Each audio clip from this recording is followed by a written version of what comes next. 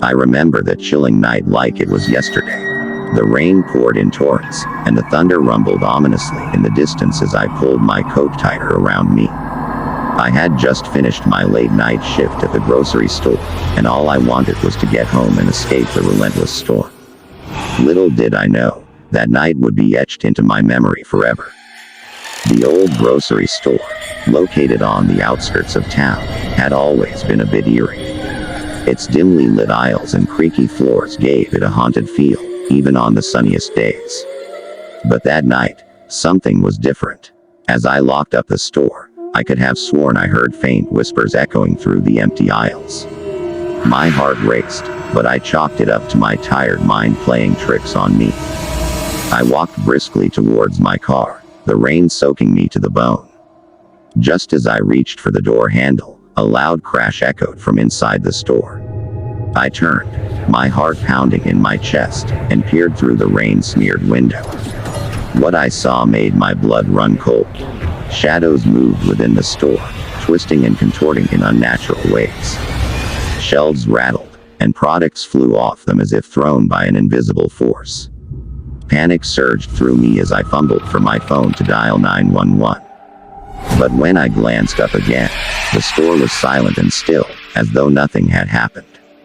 My trembling hands struggled to unlock the car, and I quickly jumped inside, my heart still racing. As I peeled out of the parking lot, my headlights illuminated a figure standing at the store's entrance. It was a woman, drenched from head to toe, with long, tangled hair obscuring her face. I couldn't make out her features, but her presence sent a shiver down my spine. I sped away, convinced that I had left behind a scene of chaos and madness. But when I checked the rearview mirror, the grocery store appeared untouched, as if the supernatural disturbance had never occurred. Confusion gnawed at my thoughts, but my primary concern was getting as far away from that place as possible. As I drove through the torrential rain, I couldn't shake the feeling that something was terribly wrong. It was then that my phone rang, startling me. I answered, and a voice on the other end sent chills down my spine. "Come back," the voice whispered, a sinister undertone sending shivers through my body. It was a voice I couldn't place, and it seemed to emanate from all directions. I hung up, my hands trembling on the steering wheel, and tried to focus on getting home. But no matter how far I drove, the road seemed to stretch on endlessly. The rain pounded relentlessly, and the darkness outside grew more oppressive with each passing mile. I couldn't escape the feeling that I was being watched, that something malevolent was following me. I finally spotted a gas station up ahead and pulled in, hoping to find safety and solace. But as I stepped out of my car, the same eerie presence washed over me. The store's lights flickered, and the gas pumps groaned as if possessed. Desperation overcame me, and I sprinted inside, seeking refuge. The gas station attendant eyed me warily as I stumbled in, my clothes soaked, and my face pale.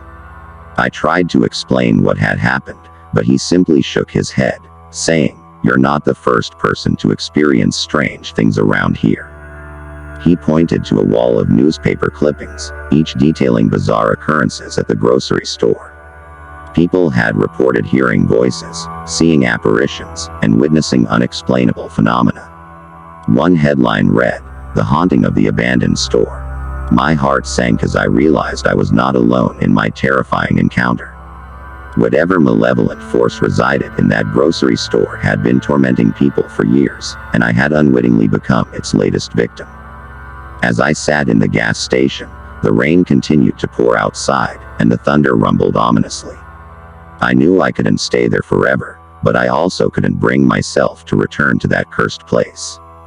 The grocery store had become a nightmare I couldn't escape, and I feared that it would haunt me for the rest of my days.